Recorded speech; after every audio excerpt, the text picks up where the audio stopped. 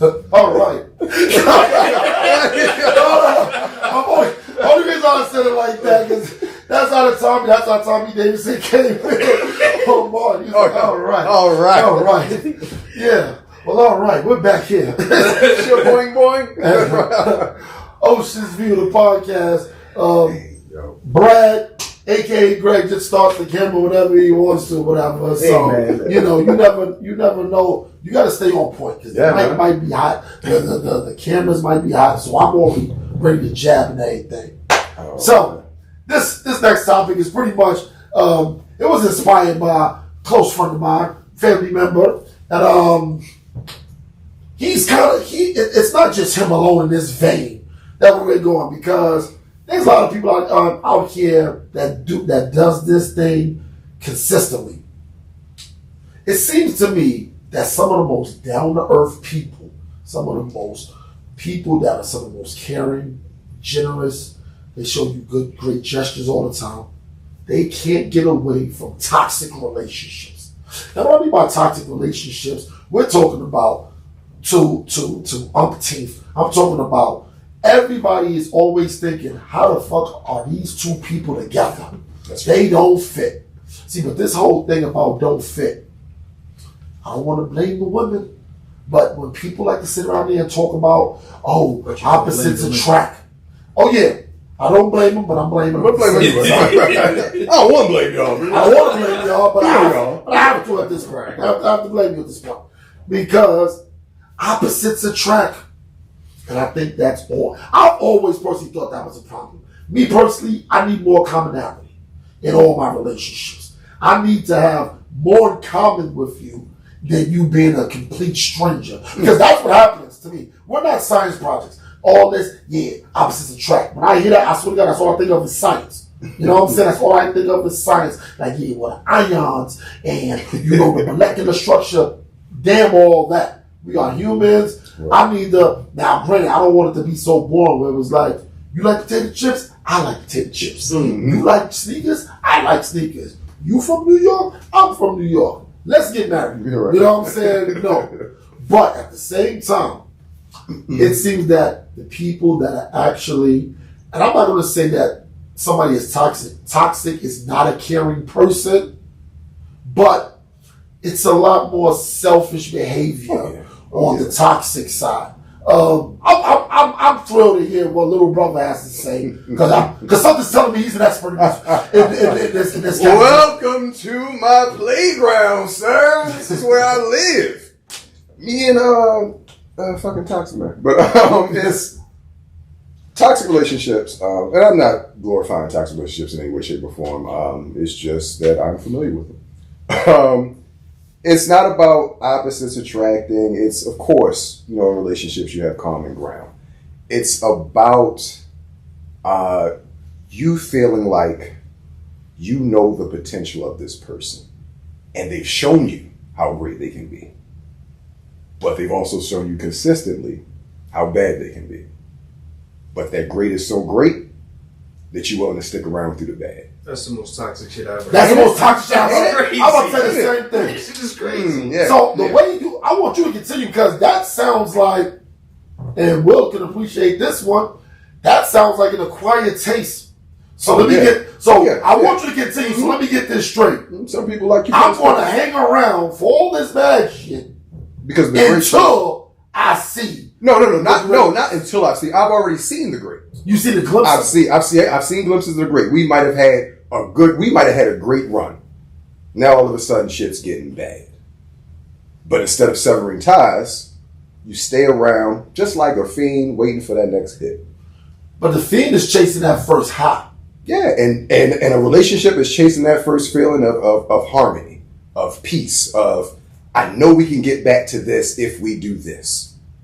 But this never happens, so that never comes. So do you think, as our resident toxic man, do you think it's that because of you don't think you can find that feeling with someone else? Why would you stay? And it's funny about that. It's not that you can't find that feeling with somebody else. You want that feeling from this person.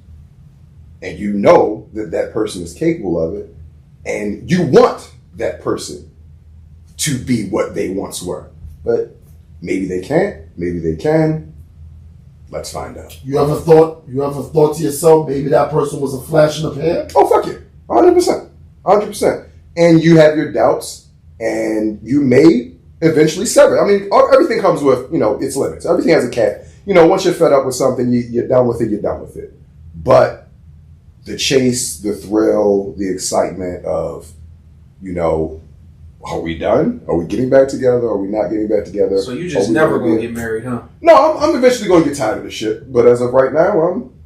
So is it a certain level of excitement that's connected to a spontaneity to it? There is, there's thrill of it, or is I think you just like make up sex a lot. Make up sex is the greatest sex of all time. Like, what are you Yeah, talking about? No, I start an argument to have make up sex. I'm not a huge make up sexer. I love make up sex. Not gonna lie, because I like harmony. I like harmony. Now, granted, if it's somebody, well, I'm just saying. Well, I'm just saying. But at the same time, when I'm alone in my room, I definitely about to make that shit. Whatever. So, but no, seriously, the whole thing is, if somebody's that toxic and they're doing this, that, and the third, I get the certain level of, excitement and all those other things or whatever. But one of the worst things is what you said. It's not that I disagree with it. When you see more in somebody than they see in themselves, that's a tough thing. Yes. That's a tough thing to even go because women, they go off of potential a lot. But us guys do the exact same thing because that's where the the toxic levels come in for us, like that. Because we want better for them, but it's hard to want better for somebody if they want it for themselves. You also made another good point. When we talk about when you eventually get bored, or eventually not bored, when you get tired. The thing is this: we've all sat around and spoke to a homeboy, a homegirl, or whatever. That's right. And they've described some of the worst parts of their relationships ever. And we sit up there and say, what? You need to leave them.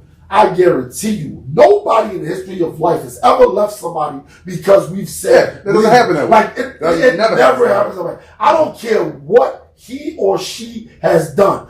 Run up all your credit, crash your car, empty out your bank accounts. Nobody in the history of life has ever left somebody because somebody else said, leave them. Unless there's some violence involved. Threats like, you got a gun to your head and you better do this or else. But other than that, that's why when you're done, you're done. Exactly. But only you know when you're done. So it's like, maybe we've all been in a toxic relationship before and we didn't even understand what we're doing. I just wasn't patient enough to see how toxic it is. And I don't believe you know it when you're in it. I don't believe you see it. I need harmony. Not me. I ain't in no toxic. Listen, I need to chill when I go home. Yeah, but honestly, and Niece made a great point there. Like, sometimes you can't see the forest from amongst the trees. Like, you don't realize that you're in a crazy situation until you actually go out and talk to your friends about it. And it's like, as you're saying it, like, oh, damn, this shit is toxic.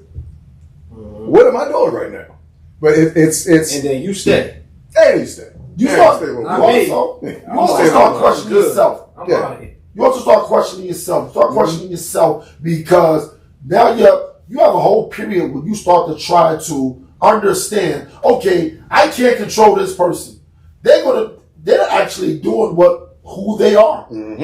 What is it about me that's making me stay? Exactly. Because the L word, I'm not going to say it gets thrown around too loosely, but we put a lot of weight into love as if that's the thing that always has to hold it together. Shout out to Billy Negro, and I want him to talk to this. I told you one of the craziest things he's told me years ago, probably was a decade. Not only do I have to love you, I gotta like you. I gotta like you. Because if you don't have that likeness, that's when the love really starts to crumble. And that's honestly that may be the recipe for toxicity right there. But not only love, like you fall in love, like, you know what I mean? So when you fall in love, insinuates that it happens. It's unpredictable. You can't control who you fall in love with. Yes. But you can control who you be with. Oh, yeah, 100%. You know what I mean? Right. So just because, like, love ain't is not really supposed to be the glue. Love can be the thing that makes you want it to go, but, you know. It can be the foundation. It can't be the building. Yeah.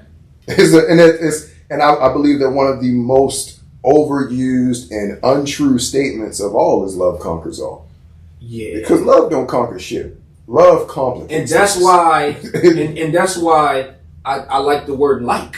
You right. know what I mean? Yeah. I have to like to come home. Like is a choice. I have to like to chill with you. Like, yo, I have to look forward to watching this show with you. Like, you know what I mean? I can be in love with you and not really like you that much because your personality or the things you do is trash. Yeah, your decision making. Toxic. Yeah, right, exactly. You know what I mean? Right. It sounds to me that love and like is kind of like how people just throw under the umbrella of nice and kind.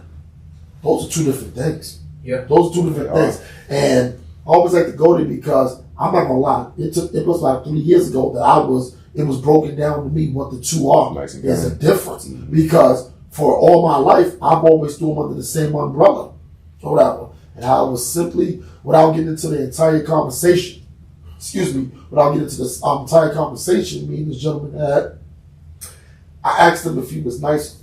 He said, I'm not nice, I'm kind.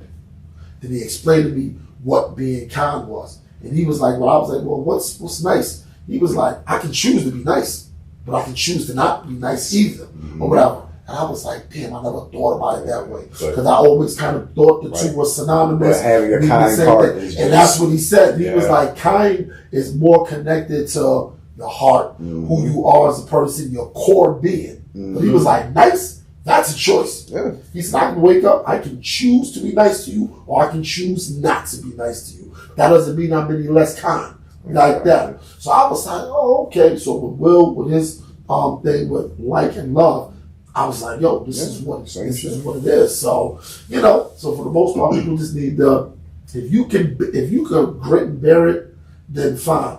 I refuse to be like, if you love it, I like it. Now I like it, you love it. I hate all that. Look here, if this works for you, whatever it takes for you to get to a point in your life where your level of harmony is what it is, who am I to come out of nowhere and say that's not how it should be? And that's the same thing I Will was just saying about how he needs harmony. This is why I'm not a huge makeup sexer. See, my thing is, let me explain that too, because you do have a point, and I'm not saying I've never had makeup sex, but for me, this is my makeup sex. When I felt that we both had a conversation, maybe we don't fully agree, but we respect each other's sides on points of view, and we can see things from each other's side. Like, you know what? And sex is the mutual playground. Exactly. So it's like, you know what? I didn't look at it. Said that time. I didn't look at it.